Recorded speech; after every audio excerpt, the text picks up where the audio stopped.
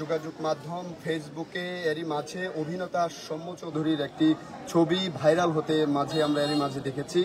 তো এই যে সামাজিক যোগাযোগ মাধ্যম ফেসবুকে অভিনেতা নাট্যকার শিল্পী সৌম্য চৌধুরীর যেই ছবি ভাইরাল হয়েছে ফেসবুক সামাজিক যোগাযোগ মাধ্যমে, তো আমরা সেটা দেখার জন্য এবং সেটা যাচাই করার জন্যই এই যেই ঘটনাস্থলে এইখান থেকেই মূলত কিন্তু এই ছবিটি তোলা হয়েছিল। এবং আমরা এই মুহূর্তে এসেছি ময়মনসিংহের গফরগাঁয়ের মশাখালী ইউনিয়নের যে শাহ মিসকিন শাহর মাজার আছে, সেই মিসকিন শাহর মাজারের সেই বট গাছ, সেই বটবৃক্ষের নিচে আমরা এই মুহূর্তে আছি। এবং এই বটবৃক্ষের নিচেই কিন্তু আজকে সকালের দিকে এইখান থেকে একটি ছবি তোলা হয় এবং সেই ছবি কিন্তু এখান থেকে আজকে আমরা ফেসবুকে দেখতে পেয়েছি এবং বিভিন্ন সোশ্যাল মিডিয়ায় কিন্তু আমরা লক্ষ্য করেছি। এবং সেই ছবিকে ঘিরেই কিন্তু সামাজিক যোগাযোগ মাধ্যম এখন তোলপাড়।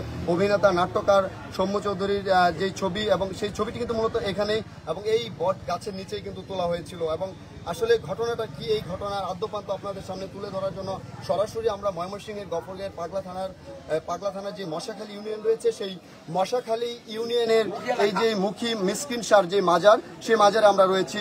এবং যদি একটু ক্যামেরা স্ক্রিনে দেখাতে চাই যে সেই মুখী মিসকিন শাহর মাজারে এই যে ঘটনাস্থল, এখানেই কিন্তু এই বটবৃক্ষের নিচেই কিন্তু অভিনেতা নাট্যকার সৌম্য চৌধুরী কিন্তু এটি যাপন করেছেন। গতকালকে তিনি এখানে আছেন এবং এখন পর্যন্ত এই যে বাজার মুখী মিসকিন শাহর যে মাজার রয়েছে, সেই মাজারেই কিন্তু এখন পর্যন্ত তিনি এখানে আছেন এবং আমরা তার সাথে কথা বলার চেষ্টা করেছি।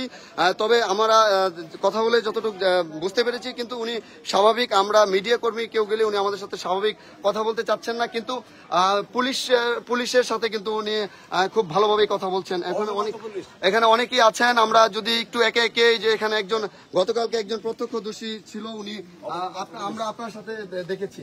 তো আচ্ছা, আপনি তো প্রথম থেকে বলছেন যেখানে ছিলেন, আসলে উনি কখন এখানে এসেছে এবং আসলে বিষয়টা কি? উনি এসেছে